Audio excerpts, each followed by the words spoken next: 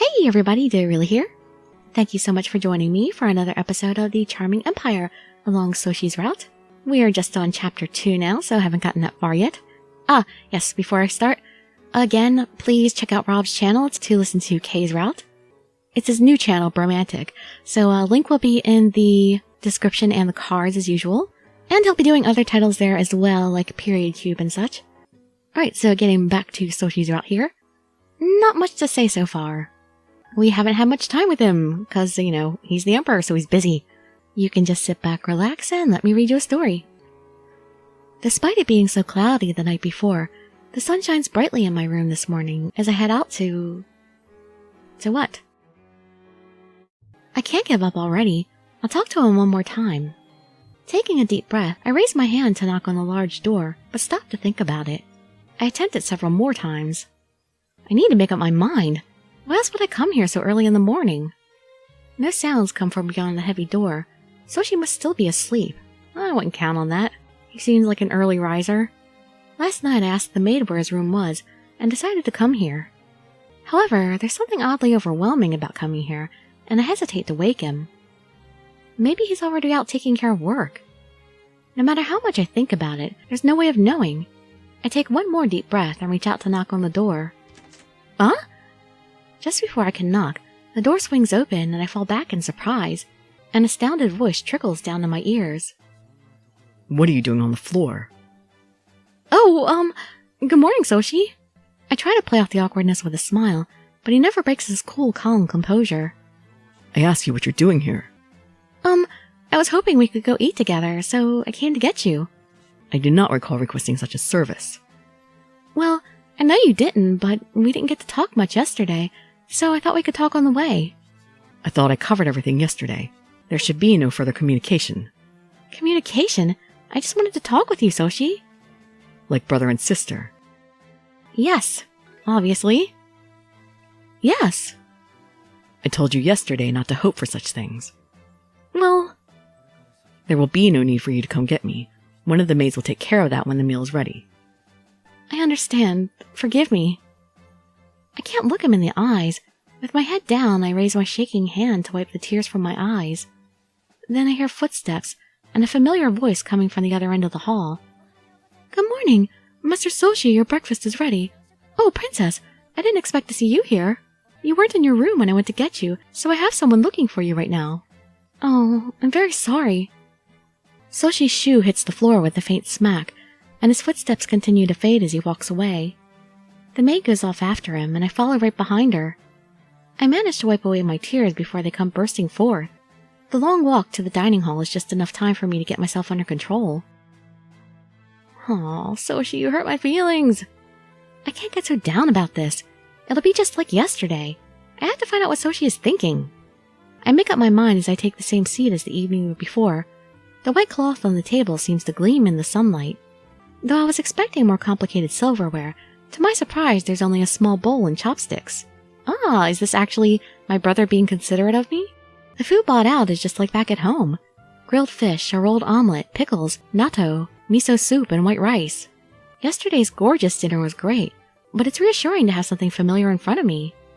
Phew. The routine food I'm so used to makes me smile. The maid notices and stops, looking at me. Is everything all right? I haven't made some mistake, have I? No, not at all. I'm just happy to see food I eat every day. Vegetables pickled in miso? I would never have guessed I could eat this in the capital. Seeing familiar things in such an unfamiliar place opens my heart just a little toward the palace in the city. I see. Princess, it's... If you have time to chat, you have time to work. Pardon me, Lord Soshi. I feel so bad for her. He scolded her just because of me. It's all my fault. I apologize inward toward the maid. After saying grace, I take a sip of my miso soup. The stock and miso fill my mouth with warmth. This is delicious. Oh no, if I talk during the meal, Soshi will get angry with me again. I nervously look over to him, but he seems to have not heard me and continues eating. Once again, our meal ends without any conversation at all. But still, eating something familiar helps me relax a bit. Perhaps thanks to Soshi eating slowly, we finish at the same time today. Thank you for the meal. Soshi. I see him getting up to leave after eating and call out to stop him. My nerves make me squeal a little as I say his name. Soshi, do you like green tea?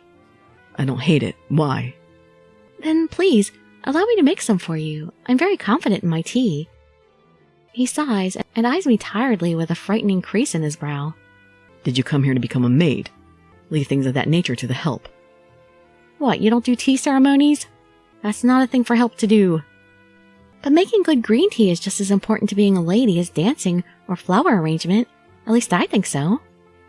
You may have a point. I will have to see just how good you are then. Thank you. I'll get everything ready right away, so please wait here. I nearly cut off my brother, then go prepare the tea with a zealous enthusiasm. Entering the kitchen, I find the maid has already prepared the teapot, tea leaves, cups, and water. Should I have been so forceful about this? No, now's not the time to be so timid. Don't second-guess yourself now. I can feel him watching my hands as I try to stifle their shaking and pour his cup of tea. I'm very careful not to spill a single drop as I take the tray over to him and put it on the table. Here you are. Don't mind if I do. Soshi takes a big gulp, something I never thought he would do. The sound of it seems so loud to me in all my surprise. How does it taste, Soshi? It tastes good. This is fine tea. Really? Wonderful. He actually said the tea I made was good. Thank you so much. May I serve you tea after all our meals together? I see no problem with that. However, do not go taking up other servant duties. I won't, thank you. Soshi glances at me once as I smile, then gets up from his seat. I nearly forgot how busy he is. Oh, Soshi. He stops right away and turns toward me. Do your best at work. As soon as he leaves the room, all the tension in my body melts away. I must have been more nervous than I realized. My legs are shaking ever so slightly. That had me on edge, but I feel like we got to talk more than yesterday. Plus, he told me he liked my tea. Although it may seem insignificant, that small connection between us makes me happy. But is it a facade or is true self shining through? I still have no way of judging that. The only way to find out is to get to know him better. Little by little, we'll worm our way into his heart.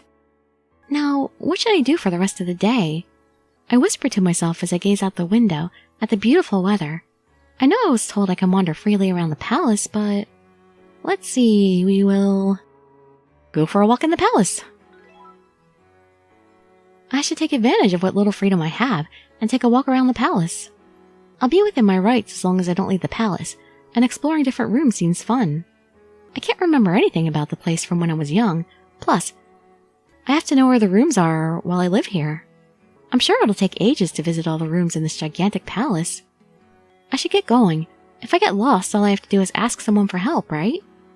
It's not the treacherous mountains or deep forests, so I should be able to find servants to help me.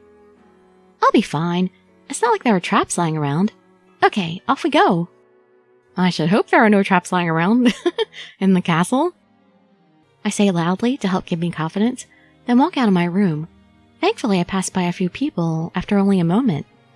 There are guards on patrol, servants, and even merchants coming in and out. Someone will be there to help me if I get lost. But still, this place is so big. The hall is so long, I can barely see the end of it. Maybe it's to protect against intruders. It seems almost too big.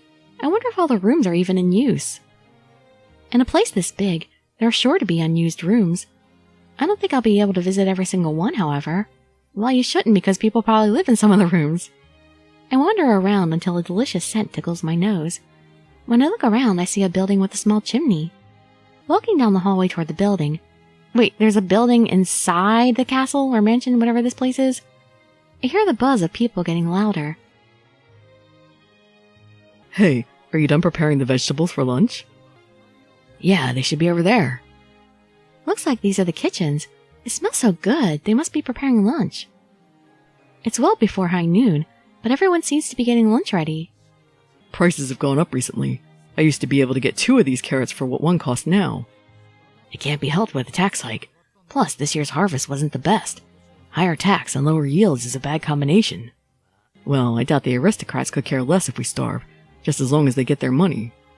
Right, but we're still making them food every day, you and me. They share a hearty laugh, but it sounds more self-mocking than anything. Could the current state of affairs not be that great?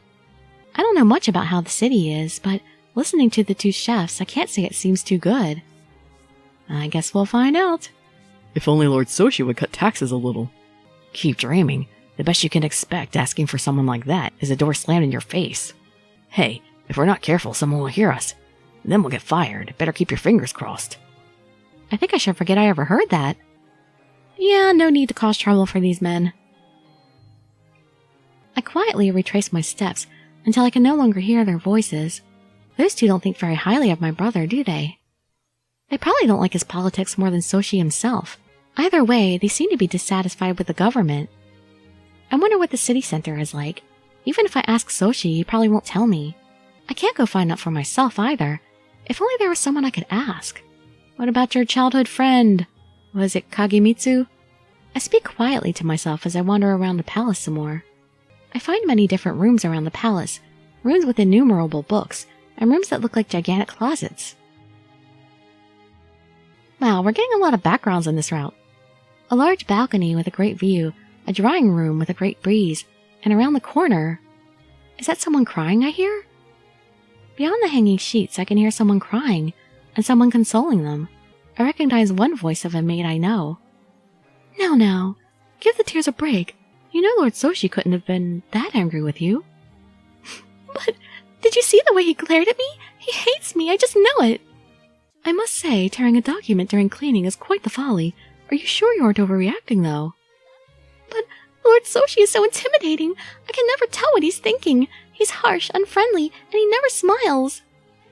The other maid, about my age, complains about my brother between hiccups. She has a point. Not even I know what my brother is thinking. Thinking about it myself, I haven't even seen him smile yet. Oh, come now. Lord Soshi isn't always like that, I think. Not too sure. Maybe you're right. I hope she is. I want to believe her. I want to believe my elders weren't lying about my brother. Or perhaps Soshi has changed.